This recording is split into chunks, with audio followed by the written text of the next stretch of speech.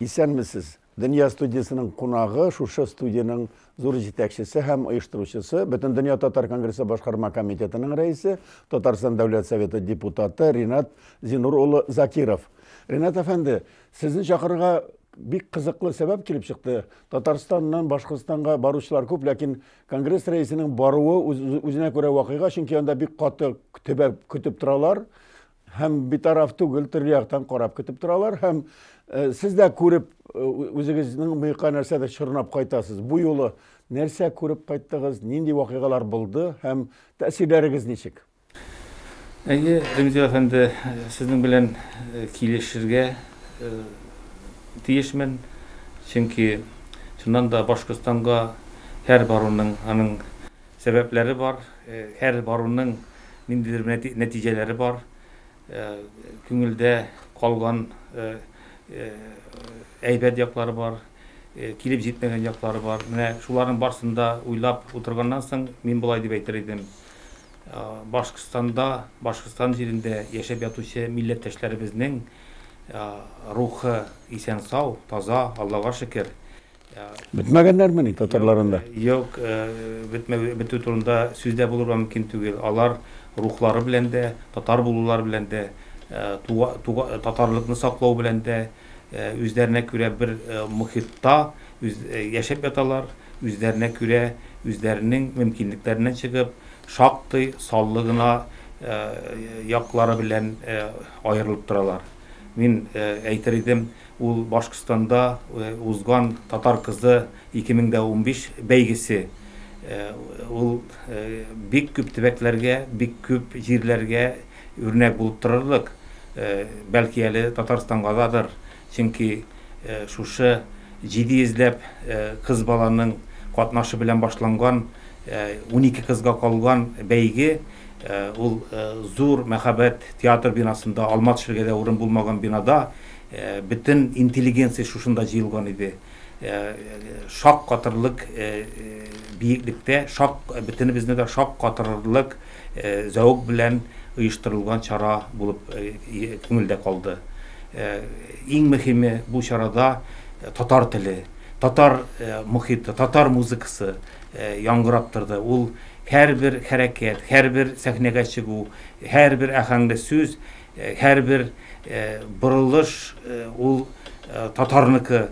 Ул ниндидер мәгънәгә ия, ниндидер кешегә рухи көч өсти.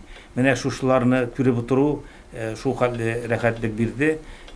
Барысы да шартлатып татарча сөйлиләр. Барысы да сәхнәдән артистлар дәрәҗәсендә татарлар тормышы турында, тарихта яшәп бу дөньядан киткән татарның биек татар хатын-кызлары турында матур әйберләр сөйләделәр, матур сәхифәләр сөйләделәр. Ринат әфәнде, менә хәзер татар кызы бәйгеләре алар еш үтә төрле җирдә.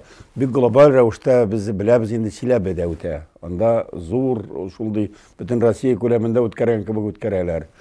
Башка җирләрдә беләбез. Ә менә Татарстандагы, Башкортстандагы бәйге нәрсәсе белән аерылды соң ул? Башта сезнең мин ишарә булды, татарча белү буенча яхшы. Чиләбе турында әйттегез. Чиләбеләр чыннан да бу татар кызы дигән бәйгегә аерым төсмер, аерым эчтәлек бирделәр. Ул шул ягы белән безгә бик кадерле. Бәлки дәртләндергәннәрдер әле. Әлегә хәтледә татар кызы дигән бәйгеләр төрле җирләрдә шул исәптән Казанда да узгалап тора иде. Без аңа ниндидер ул хәтле әһәмият биреп әлегә җиткермәгәнбез дә. Менә хәзер инде шушы Чиләбеләр 5 ел дәверендә елдан-ел аны үстерә барып, соңгы елларда спорт сарайында 10 мең кеше сыйышлы спорт сарайында халыкны тутырып, менә шушы спорт сарайларын, татар кызларын бөтен шушы төбәктән, күршеләрдән җыя алганнар икән. Без чыннан да бу чарага бөтен Россия статусы бирүне кирәк дип таптык һәм моның белән без Татарстан җитәкчелегенә чыктык. Безнең бәхеткә ул Татарстан җитәкчелеге тарафыннан расланды һәм быелгысы инде тулы канлы бөтен Россия татар кызы бәйгесе Чиләбе шәһәрендә узачак. Менә шушы бәйгегә әзерлек йөзеннән төрле төбәкләрдә бүгенге көндә әйтергә тиешме 25 илнең 25 төбәгендә инде татар кызы бәйгеләре узды. Шуның соңгысы Башкортстан җирендә. Сез дөрес күз алдыгыз, дөрес фикерләдегез. Чыннан да Башкортстандагы татар кызы бәйгесенең татар теле турында, татар музыкасы турында, гомумән шушы бәйгенең бизәлеше һәм эшләнеше һәм халыкка китереп бирелүенең дәрәҗәсе зәвыгы турында аерым сөйләргә кирәк. Конкурска килү, районнан, башта авылдан районга, районнан Уфага җибәрү бик четерекле бер. Аның өчен ниндидер оста оештыручы да кирәк, ниндидер консультант да кирәк, ниндидер кием тегүче да, җырчы да кирәк. Төрле төбәкләрдән, кайсы төбәкләрдән килгән? Оста оештыручылар да җитәрлек. Бу очракта без Шмәкәр безнең бик күптәнге Саратов өлкәсендә татар оешмасының җитәкчесе булып торган. Инде хәзер Башкортстанга күчеп анда үзенең эшен кырган Камил әфәнде Аблязовның җитәкчелеге астында аның оешмасының, берлек оешмасының күп кырлы эшчәнлеге аркасында бу бәйге оешты.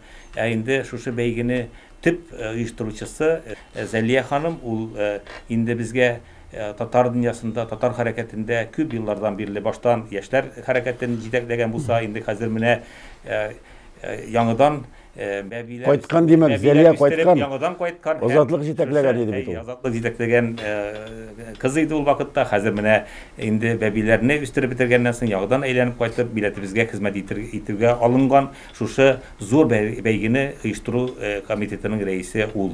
Менә бу бәйге әлбәттә безгә милләтебезнең ниндидер күләмдә башка халыклар алдында да зәвыклы итеп, талантлы итеп күрсәтү өчен бик кирәкле бер. Монда менә Башкортстанда бу мәсьәләләргә бик нык игътибар ителде. Анда кызларның матурлыгына игътибарда түгел, анда кызларның тарихны белүе, милләтебезнең гореф-гадәтләрне белүе, ул Чиләбе өлкәсендәге конкурсларда, бәйгеләрдә дә гел шул юнәлештә барды. Инде хәзер башка төбәкләрдә үзләренең төсмерләрен кертәләр. Шуңа күрә дә быел октябрь башында Чиләбедә узачак бөтен Русия татар кызы бәйгесенә төрле төбәкләрдән, төрле җирләрдән шушындый оештыручылар җыелачак, шушындый бәйгенең җиңүчеләре җыелачак. Һәм әлбәттә инде анда бу төсмерләр үзенә күрә бик матур бер сәхифә булып, алар халкыбызга кайтарылып бирелер дип уйлыйм. Ринат әфәнде, менә бу чара күрсәтә, потенциалы бар икән бит. Авылларда, шәһәрләрдә, районнарда яшәгән татарларның потенциалы бар икән. Форсаттан файдаланып әйтим, яңарак кына минем туган якта, Бишбүләк районында Фатих Кәримгә багышланган Ринат Харис пьесы белән язылган спектакльне Минзәлә театрының 3 тапкыр куйдылар. Айыт авылында, анда музей бар, анда сез бүләк иткән компьютерлы музей әле ул. Бишбүләк районында район күләмендә Фатих Кәримгә багышланган һәм Усак кеше авылында шул спектакль уйналды һәм Бәләбәйдә дә шул спектакль уйнады. Тулы залларда килеп чыга, тыныч кына 4 спектакль Минзәлә театры килеп, Лейла апа Фатих Кәримнең кызы һәм мин дә шунда халык алдына чыкканда гөрләп торалар иде. Димәк, кемдә кем милләт бетә, кысылган, изелгән, яки анда бетәбез, онытабыз дисә, халык белән сөйләсәң алай түгел икән бит. Рензил әфәнде күзгенә тимәсен дип әйтәм. Соңгы елларда, менә соңгы елларда дип әйтик, Башкортстанда бик зур үзгәрешләр булды. Милли хәрәкәткә дә гомумән менә шушындый төрле чараларга, спектакльләргә, концертларга бөтен җирдә дә урын бар. Элек ниндидер авырлык килеп чыга иде, сез аны беләсез. Эшләгән кешегә тыймыйлар инде. Хәзер инде бер кемгә дә тыючы юк. Спектакльне күрсәт, концертыңны куй. Безнең артистларыбыз Татарстаннан гөрләтеп, бөтен төбәкләрдә дә йөриләр, үзләрендә дә рәхәтләнеп Бүген Башкортстан татарлары инде 5-6 ел элек булган татарлар түгел, алар үзгәргән, алар тынычланган, рәхәтләнеп менә бу залда да бөтен татар интеллигенциясе утыра иде. Элеккеге елларда татар хәрәкәтендә шактый үзләрен күрсәткән шәкертләр барысы да җыелган иде. Анда bir-iki kişi gene bulmadı diп саныйм мин. Алар бәлки киләлмәгәндә, бәлки авырган да сәбәбен белмим, ләкин инде менә шушылай берләшү, ул менә шушы чаралар аркылы барачагын мин аңладым. Күңелдә җылылык калды моның аркасында. Чөнки bir оешма әзерләгән чарага бөтен оешмаларның рәисләре җыелып килүе инде үзе күрсәтеп тора. Димәк, алар хәзер берсенә берсе ниндидер игътибар күрсәтеп, берсенә берсе игътибарлы булып, шушы үзләре катнашмаса да, бу чарада башыннан ахырына хәтле булып, милләтебезнең шушындый саллы чибәр кызларының тапкырлыгына, матурлыгына, сылулыгына инанып, сокланып утырдылар. Бу инде бик зур әйбер. Монда академиклар да бар иде, монда профессорлар, әфәнделәр дә бар иде, монда эшмәкәрләр дә бар иде, бизнесменнар бик күп иде.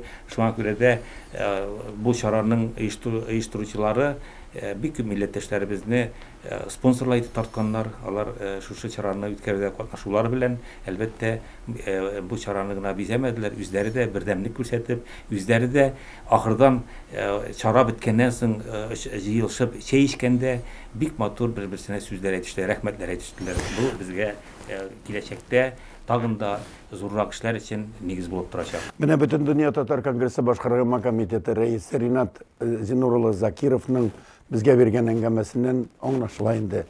Күмәкләп керешкәндә зур эшләрне башкарып була. Әлбәттә, проблемалар бар, каршылыклар да бар, ләкин ничек тә күмәкләп керешкәндә Башкортстанда беренче чираттан һәм гомумән милләт дип тотынганда эш барып чыга икән. Сезгә менә шушындый матур тәэсирләрегезне биргән өчен рәхмәт, һәм дөнья студиясына кергәләргә вакыт табарсыз инде.